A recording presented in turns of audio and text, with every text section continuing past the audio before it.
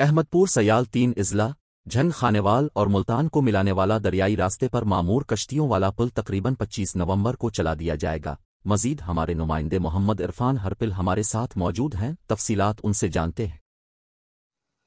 अस्सलाम वालेकुम, मैं हूं आपका मेज़बान मोहम्मद इरफान हरपल। इस वक्त मैं मौजूद हूं दरियाए चनाब के किनारे पे। कश्तियों वाला पुल कब तैयार होगा और कितने दिनों बाद उसको दोबारा ट्रैफिक के लिए खोला जाएगा? हमारे साथ यहाँ के कुछ रिहायशी भी मौजूद हैं, उनसे इस हवाले से जानते हैं कि जो इस वक्त पुल कश्तियों वाले पुल की सूरत हाल है वो क्या है। अस्सलाम वालेकुम। वालेकुम सलाम जी, कदू पुल तैयार होना है और कदू चलना है? बस लागो से ये 15-20 दिन जी। अच्छा, उस चालू इसी ते कितनी तैयार हो गई है? दो पुल तैयार हो गई हैं जी। और चौकियां तैयार हो? दो होर दो और तैयार हो जी हाँ। ते अंदाजा तन यानी कि इस महीने दी केड़ी कितनी तारीख नु केड़ा है पुल दोबारा बहाल हो सी? बस ये 15-20 दिन 15-20 ज्यादा ज्यादा 15-20 हाँ उस तो बाद बहाल हो सी। अल्लाह दे हुक्म नाल। अच्छा, इस कश्ती वाले पुल दा कोई फायदा भी है या नहीं? क्यों नहीं फायदा जी।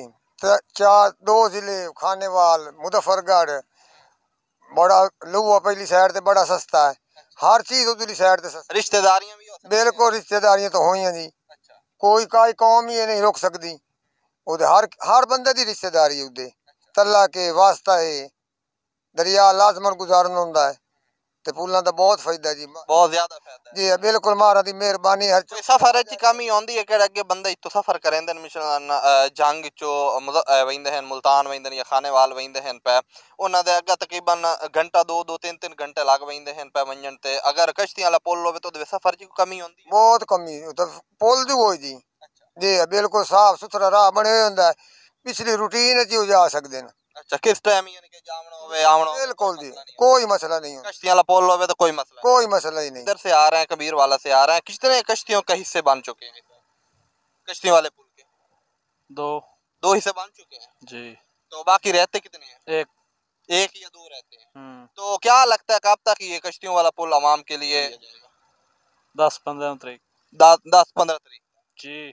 जो आप इधर से आ रहे हैं कबीर वाला से, तो कितने जो कश्तियों वाला पुल है उसके कितने हिस्से इस वक्त बन चुके तकरीबन एक हिस्सा बना अभी। हैं? एक है, दो है? नहीं, एक बना है, दूसरा अभी ज़ेर तमीर है। अच्छा, यानी कि दूसरा बना रहे हैं, एक हिस्सा मुकम्मल हो चुका है, दूसरा हिस्से को यानी कि वो लगे हुए हैं बनाने के। जी जी, दूसरा हिस्सा बन रहा है। अच्छा, इस जो कश्तियां वाला पुल है इसका कोई फायदा भी है आवाम के लिए?